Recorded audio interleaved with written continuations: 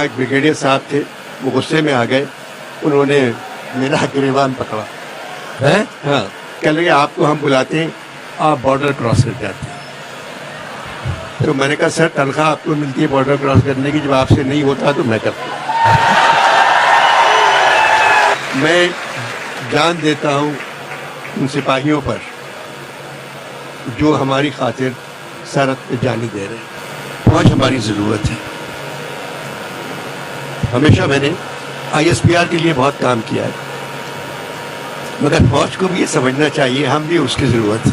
جب ہم نہیں رہیں گے تو پھر وہ کس پہ حکومت کریں گے؟ اگر صاحب تھوڑا سا سلسلہ چینج کرتے ہیں، یہ آپ کا اس طرف سلسلہ آنا کیسے ہوا؟ کیونکہ جہاں تک مجھے علم ہے آپ بینک میں پہلے گئے تھے اور بینک چھوڑ کے آپ اس طرف کیسے آ گئے؟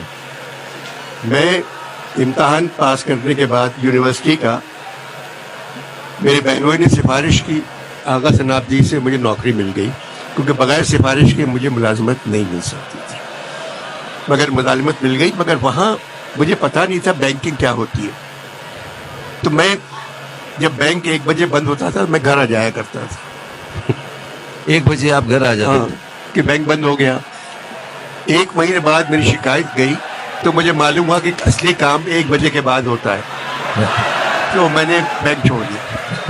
میں پینٹ کرتا تھا، میں نے پینٹنگ سے 1958 میں میری پہلی ایگزیبیشن ہوئی۔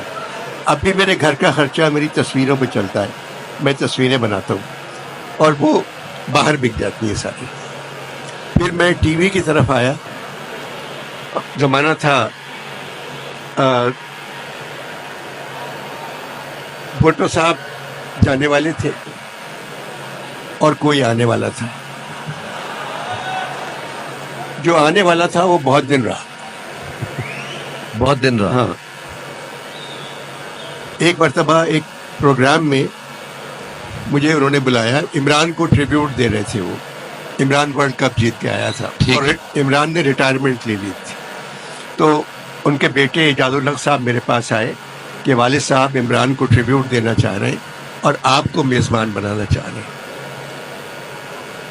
مگر والد صاحب کو پہلے فرانس کے سفیر کے پاس جانا ہے، تو ہم نے ان سے کہا ہے کہ پہلے عمران کو آپ گولڈ میڈل دے دیں پھر چلے جائیں۔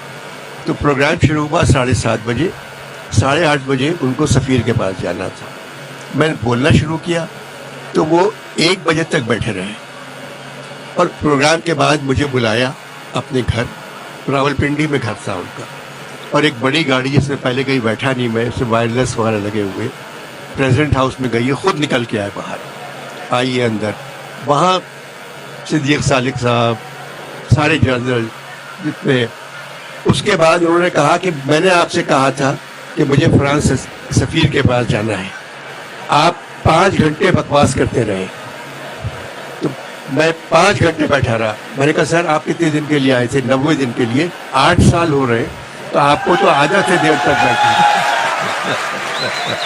تو انہوں نے کہا آپ میں سے کسی کی ہمت ہے یہ بات کہنے کی جو انور نے کہی ہے؟ میں نے کہا نہیں سر، چھوڑ دیں۔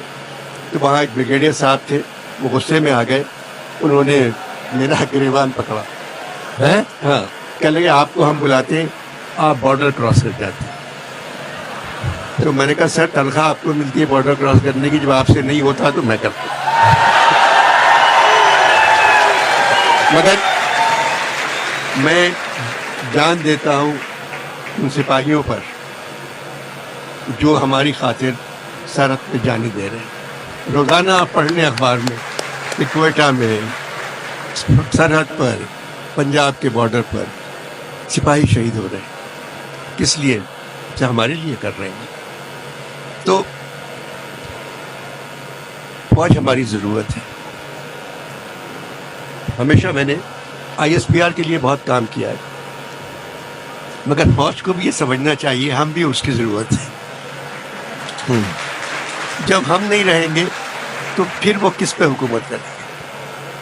تو لہٰذا دونوں کی دوستی بہت ضروری ہے، اور 76 برس سے چلی آ رہی ہے۔ ایک فضا ایسی مقدر ہو گئی ہے جس میں یہ احساس ہو رہا ہے کہ ٹھیک نہیں ہو رہا ہے، انشاءاللہ سب ٹھیک ہو جائے گا، انشاءاللہ۔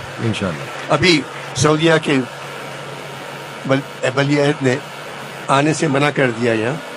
اب مجھے لگ رہا ہے سب ٹھیک ہو جائے گا انشاءاللہ.